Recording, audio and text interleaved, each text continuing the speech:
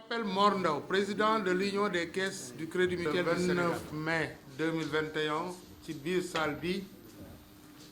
pour waxtaanee kër gi ak yëngu-yëngu yi fi amoon am na luñ tënkoon liñ tënkoon nag moo tënk ñëpp moo tënk ñi nga xam ne ñëpp ñoo bokk kër moo tax ñu jël benn li ñuy wax résolution numéro 1 jël ci ay décision yu am solo pour kër gi nekk ci jàmm kër gi stable ñoŋ looloo tax ñu conseil d'administration bi ci cërale bi nga xam ne moom la ko yoon jox mu jël résolution boobu bi ci njëkk mooy bi ñu saytoo mbir yi gis nañ ne nomination directeur général Amadou Jean-Jacques Diop amul benn sikki sàkk lépp ci yoon la jaar ba nga xam ne nag moo tax conseil d'administration bi nee na ñu ngi yeesal kóoluteem ci directeur général di ko gën a dëj ci fauteuilam war ko ne ko yaay directeur général Crédit Mutuel du Sénégal loolu la yàlla def conseil d'administration gën la fee dëj parce que biñ lay sa nomination amul benn irrégularité lépp ci yoon la jaar parce que saytu nañ lépp conseil de surveillance saytu na lépp bu loolu weesoo donc le conseil d'administration bi mu ngi fàttali cëru ñëpp ak obligation ñëpp ñu respecter véritablement les prérogatives assemblée générale conseil d'administration conseil de surveillance et comité de crédit yi nga xam ne ñooy instance su kër gi maanaam ñooy bànqaas yi nga xam ne ñooy yoonal kër gi pour développer ñu ngi ñaan ñëpp respecter li nga xam ne mooy seen cër parce que nag bu fekkee yàlla dëgg la bëgg conseil d'administration mooy kilifa gi boo gannaaw assemblée générale bu loolu weesoo ñu ngi jox mandat directeur général mu def tout pour que ñuy respecter secret bancaire parce que liñ seetlu ci mbir moomu ci groupe boobu def maanaam jël nañ loo xam ne secret la ci banque bi def ko ci mbedd bi te loolu du yoon il faut que wax nañ directeur ne ko jëlal mesure yi nga xam ne moo fi war ba nga xam ne loolu dootul am parce que nag mbir du doxee noonu kër dafa am lu ne lu ñuy wax ci biir ak lu ñuy wax ci biti ku ci nekk boo sañoon la nekk ca sa compte kenn du la ko xamal kon nag nañ respecter le secret bancaire te wax nañ directeur mu jël toutes les mesures qu'il faut pour que ñëpp respecté ko ñëpp tënku ci secret bancaire donc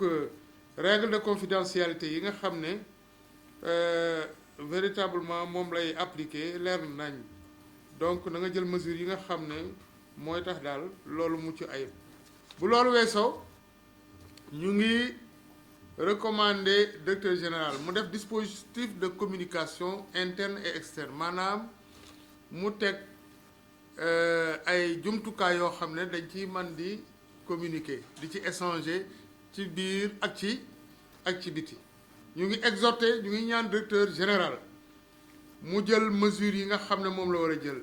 yi nga xam ne daal pour identifier maanaam pour mu gis failles yi li nga xam ne doxul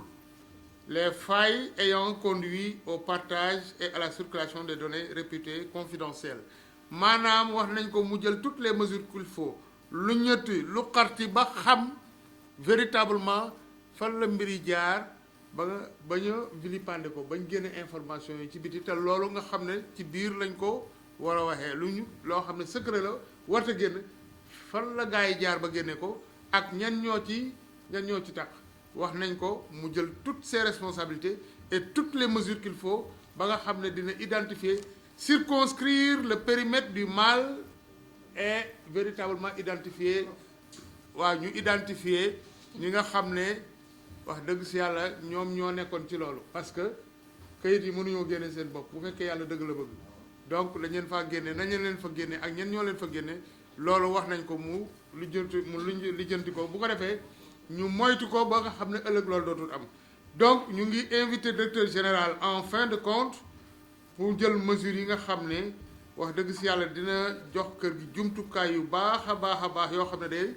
gën a renforcer sécurité kër gi ba pare gën a renforcer toutes les données en possession en notre possession loolu daal mooy tënk bi nga xam ne tënkal nañ ne ko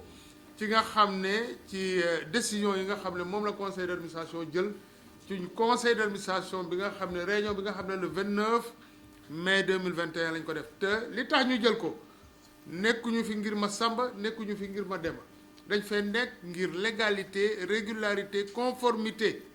parce que ay textes moo ñu tënk il faut que toutes les entités se mettent à respecter ces textes nekkuñ ci leneen conseil d'administration le conseil d'administration a toujours été impartial légaliste conformiste dès le départ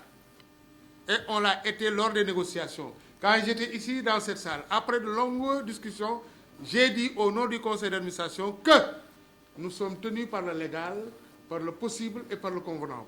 et que toutes les deux parties se doivent de respecter oui je reviendrai en wolof toutes les deux parties se doivent de respecter véritablement ces trois critères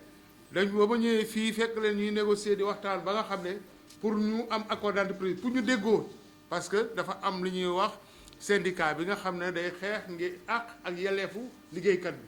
ak li nga xam ne travailleur employeur bi déjà négociation la ñun conseil d'administration bi ñëw nañ ñu ne leen yéen ñëpp na ngeen respecter li kër gi man parce que ku ci nekk sa làmmiñ ngay mottalee sa poos sa kër voilà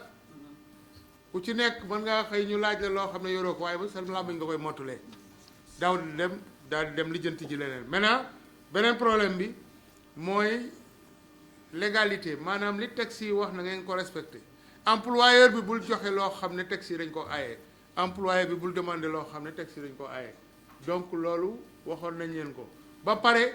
na leen li nga xam ne tey jii nii mën nga koo joxe mënoo ko joxe tey nga xaar ba suba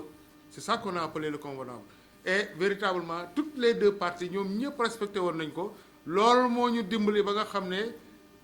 dañoo mujj dem ci accord d'entreprise boobu ba léegi nag kër gaa ngi ci jàmm ak salaam ñëpp a ngi liggéey amul benn xaar ma yàlla waaye ñu toog a toog rek gis ñoo xam ne dañoo jóg bëgg a salfaañee jàmm jooju ak salaam bi du fi amee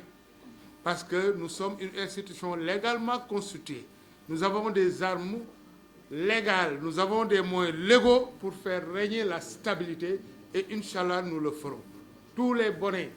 les gros comme les petits sont identifiés et seront mis hors d'état de nuire. Je vous remercie de votre aimable attention. Merci beaucoup.